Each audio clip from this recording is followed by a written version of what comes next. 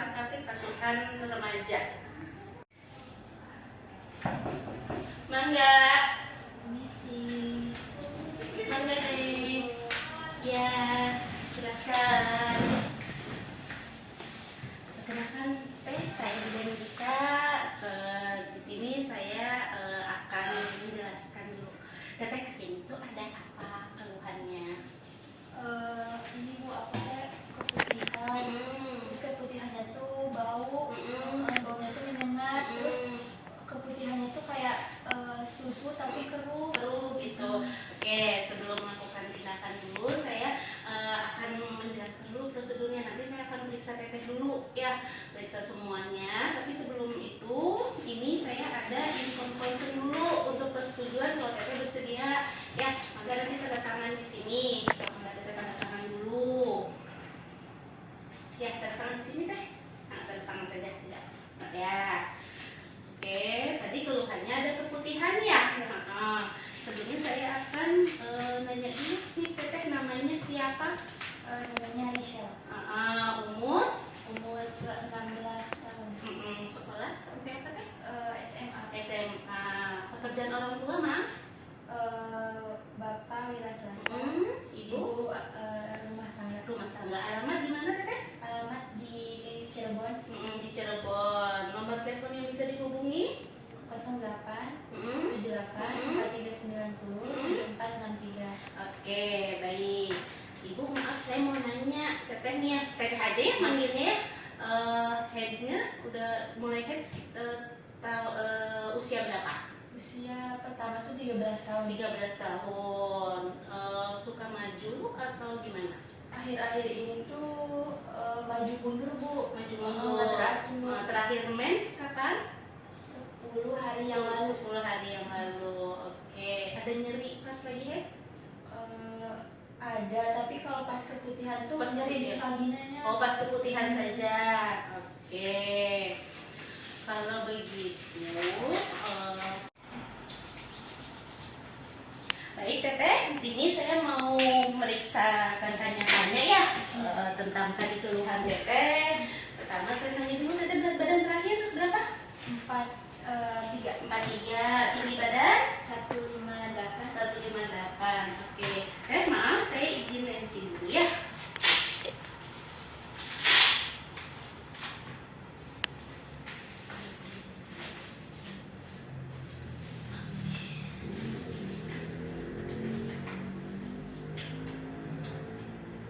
Tangannya bentar, yang sebelah sini aja.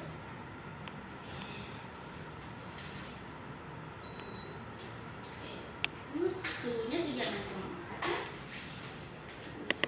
4 SPO 200 99.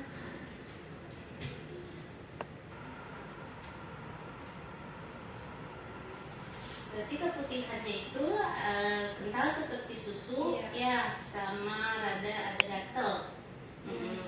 Terus nyeri juga. Nyeri juga. Iya, mantap.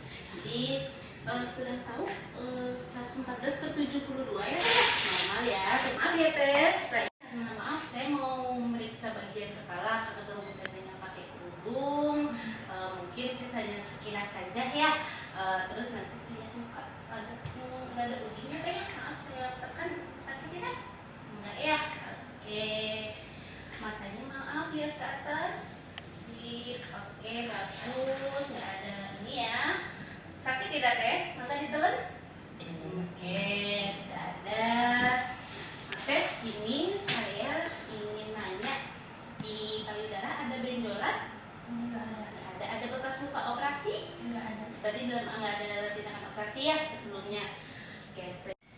Baik teteh, tadi saya sudah melakukan pemeriksaan ya, dari tensi teteh normal ya, suhu dan nadi juga dalam batas normal, pemeriksaan dari kepala sampai ke abdomen perut itu tidak ada masalah, tidak ada kelainan ya, semuanya dalam batas normal. Nah di sini saya ingin menanyakan tentang masalah keluhan teteh. Tadi kan teteh mengeluhkan katanya keputihan, gatal dan berbau ya. Teteh tahu tidak perbedaan antara keputihan yang normal, fisiologis, dan keputihan abnormal itu patologis? Sudah tahu? Belum. Belum. Oke. Teteh di rumah maaf kalau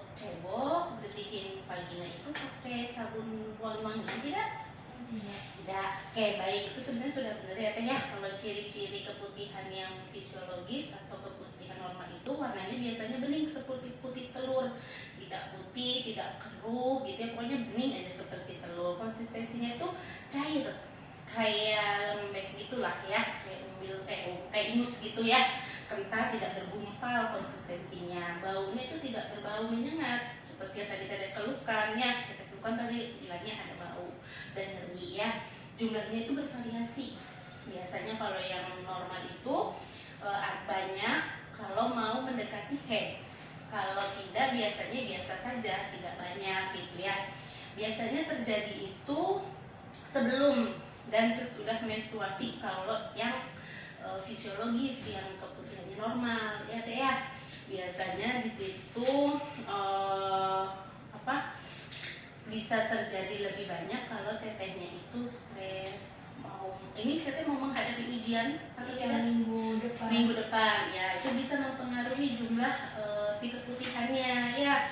Nah kalau misalkan ciri-ciri yang tadi teteh keluhkan itu masuk ke patologis ya, di situ warnanya tuh bisa kuning, bisa hijau. Itu kalau sudah mengarah lebih ke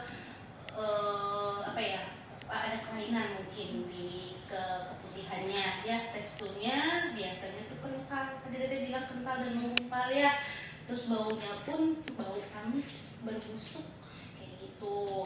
Biasanya di gejala lain itu disertai dengan kental, nyeri pada kemaluan karena sering digaruk, makanya dia jadi lecet ya Teh ya.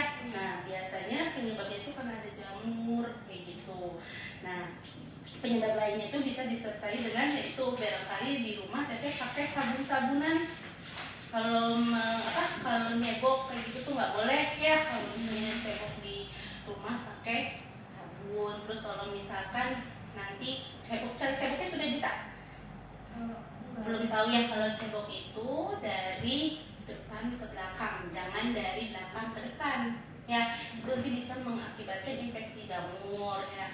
Terus untuk pengganti pembalut jangan suka pakai panty liner ya, jangan sering pakai itu. Terus kalau misalkan pakai celana dalam, usahakan sering ganti bila celana dalamnya terasa lembab ya. Jadi harus sering mengganti, terus sering cebok yang bersih, jangan pakai sabun yang ada wangi-wangian gitu.